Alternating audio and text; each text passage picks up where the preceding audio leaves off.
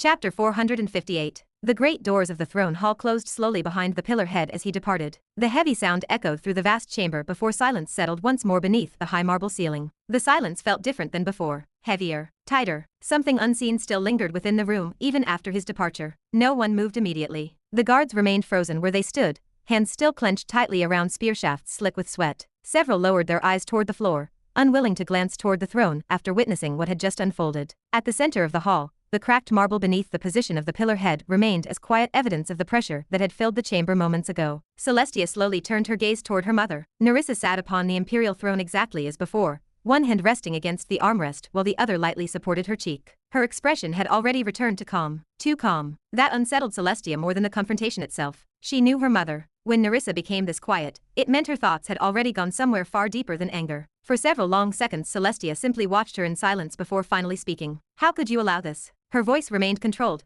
though strain lingered beneath it. Nerissa's eyes shifted slowly toward her daughter. "You are the one asking why I did what I did." The response came softly, coldly. "That is not what I meant." This time Celestia answered faster. She took a step forward, the tension beneath her composure becoming harder to fully conceal. "You know what this war will become now." Nerissa remained silent. "You know he intends to wipe that kingdom from existence." Celestia's eyes narrowed faintly. "And you still allowed it." A faint sigh escaped the Empress. "What exactly would you have preferred I do?" Her tone remained steady, almost indifferent. "Reject the promise? Break the word of the first emperor before every pillar family in the empire?" Her gaze sharpened slightly. "Do you understand what that would mean?" Celestia fell silent briefly. She understood. "But still, you could have killed him." Celestia said this quietly. "No one would have known. His voice would never have left these walls." The moment those words entered the throne hall, several guards visibly stiffened. No one dared raise their heads. Even breathing seemed quieter afterward. Nerissa, however, remained unmoved upon the throne. "Could you have done it, if you were the Empress?" Celestia immediately fell silent. Her lips parted slightly, though no answer came. The question settled heavier than she expected. Nerissa watched her daughter quietly for several moments before speaking again. "Words mean something, Celestia." Her voice remained steady. "It is easy to question another person's principles when they appear inconvenient or foolish to you.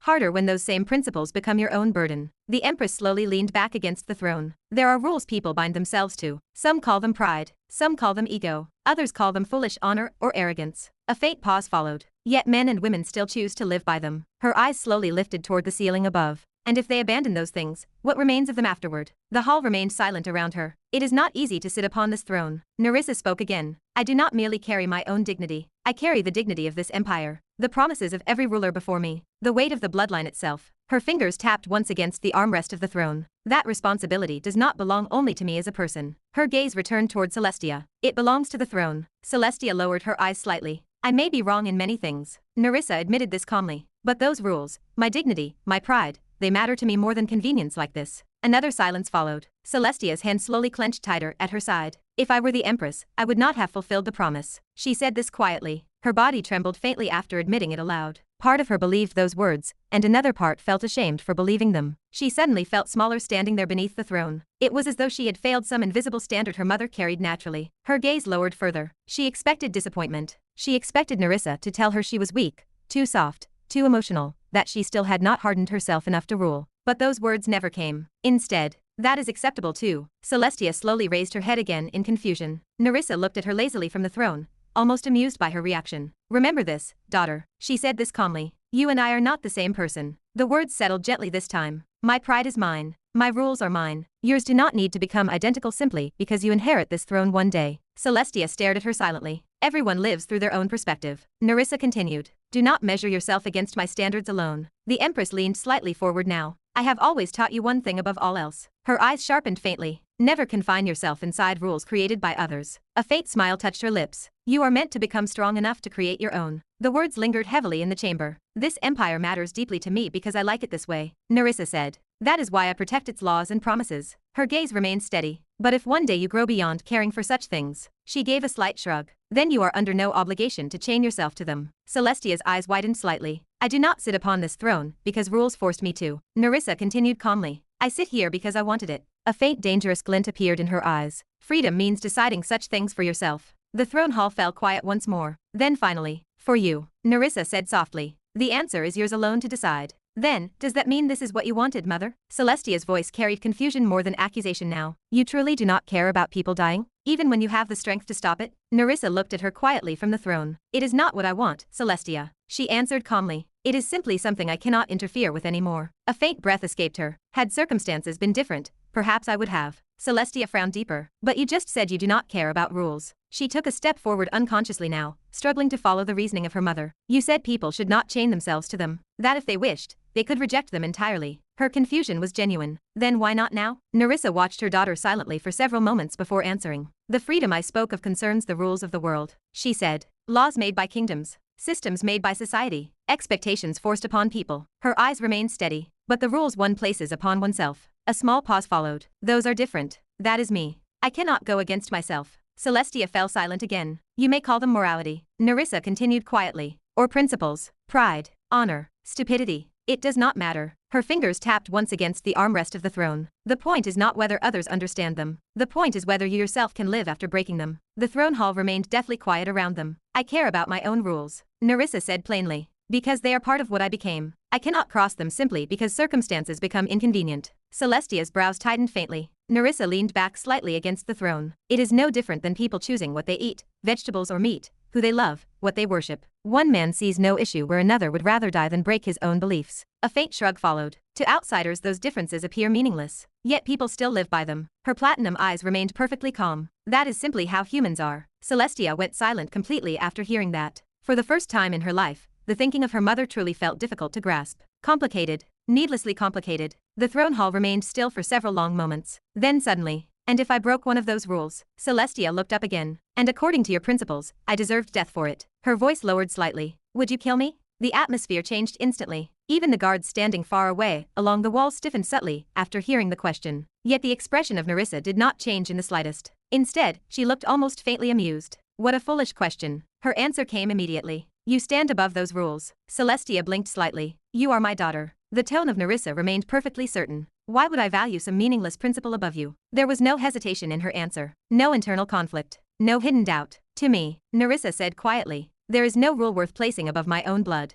Celestia lowered her eyes slightly after hearing that. Something inside her trembled faintly. Understanding perhaps. Or confusion becoming heavier. But she does not have time to explore this confusion right now. Then slowly she raised her head again. And Razeal? She asked quietly after several moments. That name shifted the atmosphere once more. Subtly, yet unmistakably. Still, the expression of Nerissa remained unchanged. He is standing in the middle of a storm, mother. Celestia continued softly. If this war truly happens, he could die. The final words came out quieter than the rest. And with them, something inside Celestia visibly shook. Fear. Real fear. She did not even want to admit how deeply it had rooted itself inside her. It confused her. Everything about him confused her now. He attacked her. He humiliated her. He married another woman. By all logic she should have removed him from her thoughts already. And yet, she could not stop thinking about him standing alone, before what was coming. That realization itself unsettled her, more than she wanted to admit. Her eyes slowly lifted back toward her mother. Nerissa looked at her daughter quietly before lifting one hand and brushing her platinum hair back behind her shoulder with slow indifference. He walked into this knowingly, she said calmly from the throne. And as far as we both remember,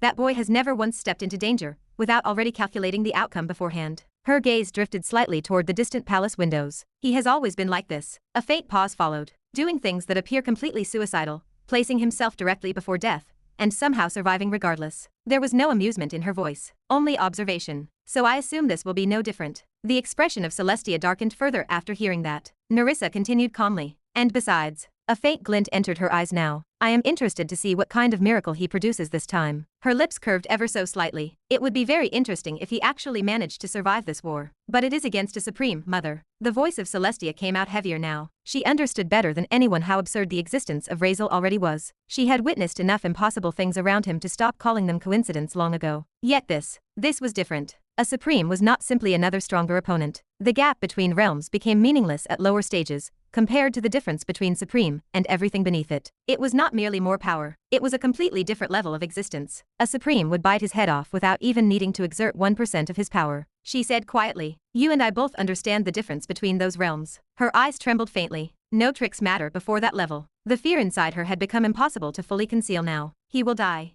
Silence lingered briefly after those words. Then Nerissa finally looked down at her daughter again. If he dies, she said calmly, then he dies. The answer struck coldly. It is his choice. Her eyes sharpened faintly. And you will not interfere in this battle. The hall went into silence. The breathing of Celestia tightened before. Even if I begged you? The words escaped her before she could stop them. Even if I asked you to break this rule for me? The gaze of Nerissa remained fixed upon her. Then suddenly, Celestia lowered herself onto both knees before the throne. The movement itself felt unreal. For the first time in her life, the proud imperial princess knelt, not before the throne, not before the empire, but for someone else. Even Celestia herself did not fully understand how she found the strength to do it. Shame burned through her body so intensely it almost made her physically tremble. She could feel it crushing her pride with every passing second. For him. For the man who betrayed her? The man who attacked her? The man who should have already been removed from her thoughts entirely. Yet none of that mattered now. She only wanted him alive for now. Everything else could come later. For the first time since the conversation began, genuine shock appeared across the face of Nerissa. Her brows visibly lifted as she stared down at her kneeling daughter. Because she had never,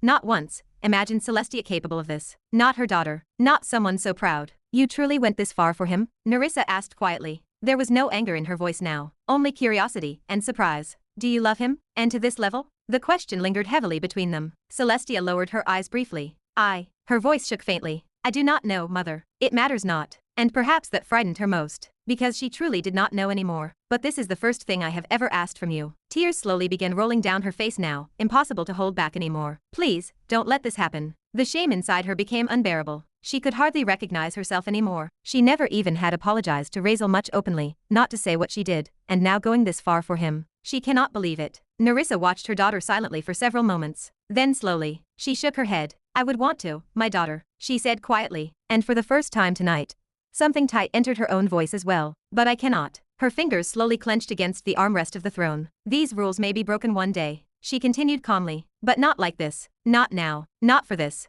And perhaps that answer hurt her as much as it hurt Celestia, because this would be the first true request from her daughter she would ever deny. The head of Celestia slowly lowered further after hearing those words. She remained kneeling there in silence while tears continued falling quietly onto the white marble floor beneath her. Then slowly, Celestia raised her head again to look toward her mother. Her eyes were wet, trembling. And what if? Her voice shook faintly before she forced the words out. What if I said I would kill myself if you do not stop this war, mother? The throne hall instantly fell silent. Before anyone could react, a sword appeared in the hand of Celestia. The blade rose directly to her own throat. Several guards visibly stiffened in horror. Even the air itself seemed to freeze. Celestia held the blade there with trembling fingers, its edge pressing lightly against the pale skin of her neck until a thin line of blood slowly formed beneath it. Tears stopped falling from her eyes. She simply looked at her mother. If you do not stop this, she whispered, then I will. For the first time that night, Nerissa truly paused. Not because of the blade, but because of the person holding it. Still, she did not move from the throne. She remained seated, watching her daughter silently, as the hall descended into an eerie stillness. Then gradually, the expression of Nerissa softened.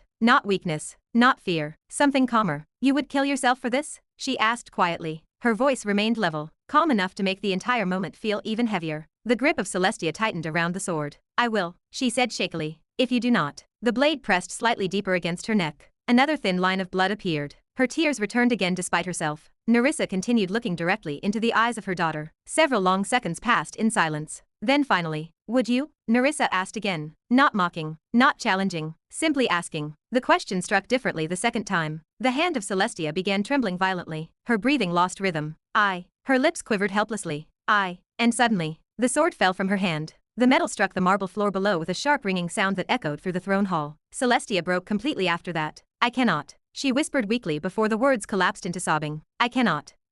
She lowered herself completely, covering her face against the cold floor, as if trying to hide herself from the world entirely. From the guards, from the throne, from her mother, most of all, from herself. Because in the end, she still could not do it. She could not kill herself for anyone, and now the shame of that realization crushed down upon her, alongside everything else already tearing her apart. The crying became harder after that. Messy, raw. Nerissa closed her eyes briefly before letting out a long sigh. Then finally, she stood from the throne. The sound of her steps across the marble hall remained soft, despite the silence surrounding them. When she reached her daughter, Nerissa slowly lowered herself onto one knee before gently lifting Celestia from the floor and pulling her tightly into her arms. Celestia immediately buried her face into the shoulder of her mother, refusing to let anyone see her like this. Her body trembled violently against the embrace of Nerissa. It is all right, Nerissa whispered softly into her ear while holding her closer. It is all right to cry. Celestia broke apart completely after hearing that. The proud imperial princess, who had never once allowed herself to collapse before others, now cried openly like a child, in the arms of her mother, loudly, helplessly, as though years of restraint had finally shattered all at once. Nerissa held her silently through all of it. One hand rested against the back of the head of Celestia, while the other wrapped firmly around her shoulders. Then quietly, almost too quietly to hear, I am sorry, but I cannot. A single tear finally escaped the eye of Nerissa,